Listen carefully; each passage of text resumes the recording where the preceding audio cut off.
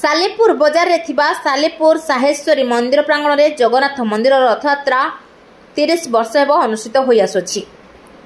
देवस्नान पूर्णिमा ठारू क्रियाकर्म नीतिकांति होई आसुछि। आज 3 दियों को पहंडी करी रथरे विराजमान करी मावसीमा मंदिर पर्यंत सुचारू रूपे यात्रा कर जाइछि।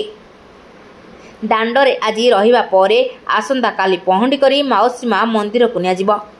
सालेपुर बजार रथयात्रा सालेपुर पुलिस सालेपुर अग्निशम बाहिनी समस्त प्रशासन तरफ समस्त सहयोग सहित एनएससी और स्वेच्छासेवी भूमिका अधिक थिला।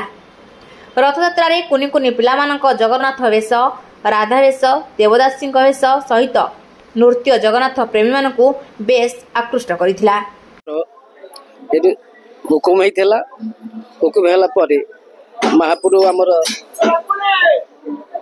से नारायणी मंदिर पाखे जनक घरे धारुला स्वप्न आगारे महापुरी आसते भागवत मिश्र आमर रिटायरमेंट होते घर शालग्राम थिला 270 मूर्ति से शालग्राम आनी जगन्नाथ को ब्रह्म देती बहुत ता भर दुख भुख बहुत विभिन्न प्रकार होता।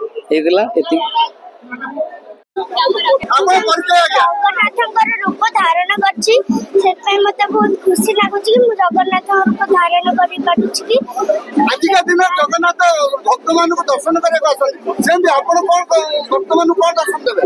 आज का दिन भक्त माने जगन्नाथ को दर्शन करिया को आछन। आज का दिन आपण कोन दर्शन करिया को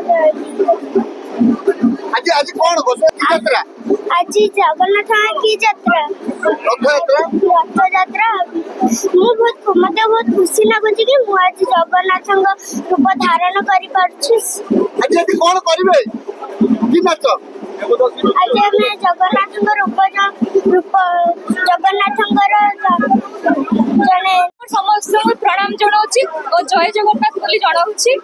आज एभली दिन में आमर जगन्नाथ आगे नाचिया आमर एडे बड़ सौभाग्य कि श्री गुंडीचार आम नाचु से मोर बहुत बड़ भाग्य कहीं आज मले काली की दी दिन तेणुक किसी कही भी हेनी हस खुशी जीवनटा बीते देले अति आनंद आम जीवनटा ही कटिज ठाकुर एमती महिमा कि सी आमको यही धरती के आणिकी आमको ये नचाऊँ। धन्यवाद। महापात्र जगन्नाथ पूजक रथयात्रा 30 वर्ष प्रवेश कला माँ पीठ में आमर देवस्नान पूर्णिमा ठारू यथा किंचित क्रियाकर्म हवा कथा एवं उपामासा दिन ठाकुर चकड़ा मोड़ा हेले आज पौड़ी हेले एवं बर्तमान छेड़ा पर रथ चलिए ठाकुर काली आज रे दांडे काली पौंडी हे शनिवार ठाकुर नीतिकांति चलो बाउड़ा दिन फिर बाउड़ी आसवे एरा पंचमी पालन करा जाए। प्रशासन भक्त मान प्रसाद व्यवस्था है विभिन्न प्रकार वाद्य व्यवस्था है महाप्रभु घंट व्यवस्था है कर्मकर्ता मान समस्त वस्त्र व्यवस्था कर आनंदर कथा। ब्यूरो रिपोर्ट प्रया खबर।